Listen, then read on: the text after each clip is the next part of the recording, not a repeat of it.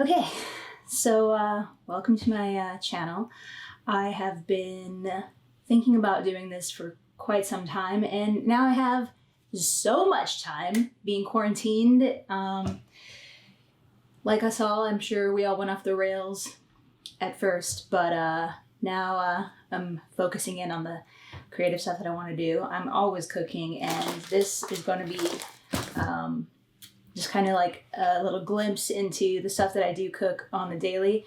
I have some like apples that are like going bad right now, so I thought why not use them to make a little cinnamon apple granola, because granola is nice to just eat on its own for like a snack, or you can also use it to put on top of your smoothie bowl. Just using some stuff that I already had around the house. If you don't have like any baking stuff around the house, it's totally fine to use stuff like actual teaspoons. I don't know if they're actually the same size, but you can just eyeball it, especially with this kind of stuff. It's kind of like just more for taste. I don't actually have a measuring cup right now. I guess I must have thrown mine away. I'm going to use a mason jar. A lot of them have little measurements on the side. So this has cups. So you've got like all the little measurements on there. I don't know if you'll be able to see that. Anyways, so I'm going to start with some oats. I just had some of these, the 1 minute oats. I don't know what the difference is between those and quick oats, but probably one of those two things, not the ones that you have to cook. So I'm going to do about 3 cups of that. So I guess the side of this goes up to 2 cups for the whole thing. So that's 2 cups.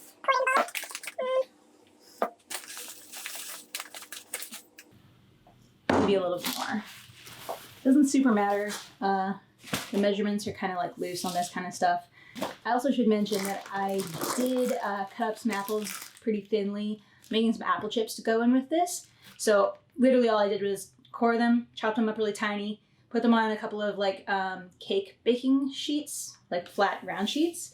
And they're in the oven right now at 300. I honestly don't know how to make them. Next up, keep going with the dry ingredients. You need maybe like about 1/4 of flax seeds. I got the brown whole flax seeds.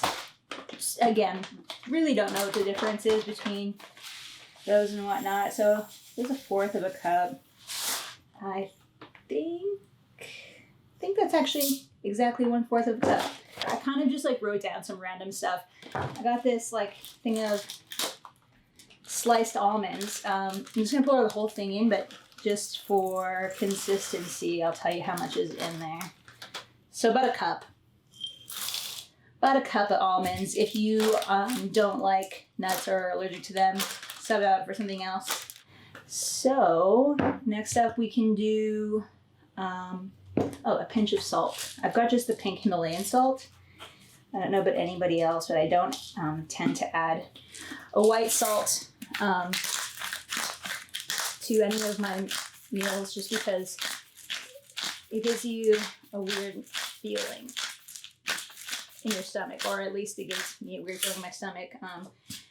Every time I even eat junk food out or something that already has salt in it, I always like it. Who doesn't like salt?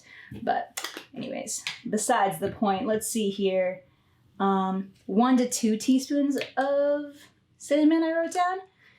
I'll start with 1 because you can't take it out, and we are going to be adding a bunch of other stuff too. So cinnamon, boom. So that's kind of a heaping teaspoon of cinnamon. And again, if you don't have the correct like measuring tools like these, it's totally fine. Just get out a regular teaspoon from your cupboard and it should still work. Clove powder. I said like about 1/4 of a teaspoon, or 1/4 of a teaspoon. So there we go. Some clove powder. Put that back up there. Another 1/4 of a teaspoon for nutmeg. There we go. And a tablespoon of vanilla extract. I guess we're getting into the wet ingredients, so let's see, which one of these is a tablespoon? This is half a tablespoon, so I guess I didn't have both. And then yeah, we'll do about a cup of plant milk. I've got almond milk here, Earth's Own, I think Canadian brand. It's good stuff. And I think it's a Canadian brand. It is a Canadian brand made in Canada.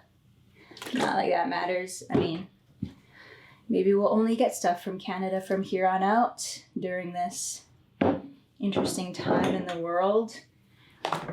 Speaking of that, I hope that you all are finding something to do. For the first week, I can't lie, I definitely just kind of went off the rails.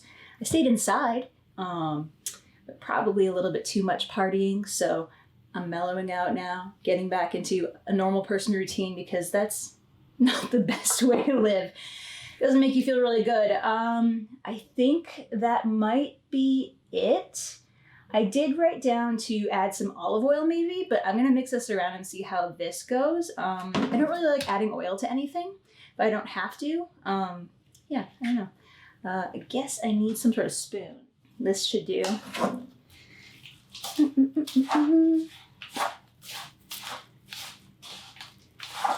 Yeah, so I think I'll be making as many of these what I'm gonna eat during quarantine recipe videos, because I mean there's like a lot of stuff that you just kind of end up having in your cupboards that you can already use, like stuff that you didn't even need to buy yet. But the one thing that I couldn't find, like even before all of this craziness, is an oatmeal that was either A, just vegan, or B, didn't have any oil in it. So, and they always choose the weirdest oils to put in it, like canola oil or like sunflower oil, or just like, and so much sugar.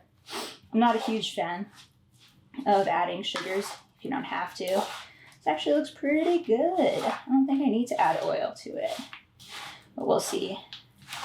I think people add oil to make it like crispier. I'm not too worried about that. So once you're satisfied with how much this is mixed up, you can, ooh, nice. Once you're satisfied with how much you've mixed it up and like combined everything, it should look something like this. And then I have a baking sheet ready to go here. I have these reusable things instead of parchment paper. I don't remember what they're called, but I got it off of Amazon. So I guess I'll link that below if you want to wait for a month for Amazon to come, because, well, everything is slowed down in the world, and maybe that's just what we need. Okay, so I'm just gonna spread this on to the baking sheet, kind of like as thinly and evenly as I possibly can. I might just use my hands. I have cleaned them like 17 times already today, so let's see. Ooh, that might be too much for this. Oh, that's all right. And then once you're satisfied with the thinness or the spread, I guess, of this, you can pop it in the oven. I should be checking on the apples. So yeah, I think this might be a little too thick, but you know what? It's fine. Got a little towel here to wipe my hands. All right now, so that should like look like that, or probably thinner. But this is where we're at. It's fine. I will put that in. I could bake it on low all day if I wanted to. Looks like the apple chips are coming along. That's what those guys look like. I didn't really want to film it me chopping because I don't want people to judge me for how I chop. But I'll put those back in, but probably on the bottom rack so they kind of more so dry out. And I'll put this in at 400. That might be too much, maybe 350 for 25 minutes and come back and check on them. And in the meantime, I will do some cleaning up.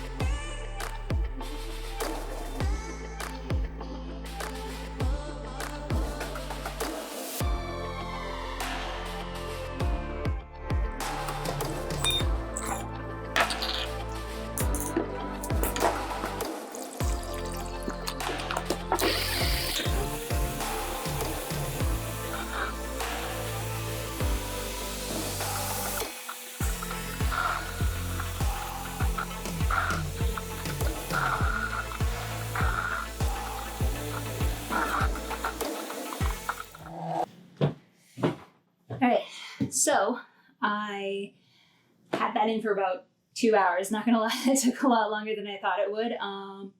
Maybe just because it was so moist from the plant milk. Moist. Ooh. Should I say that? Anyways, it looks great now.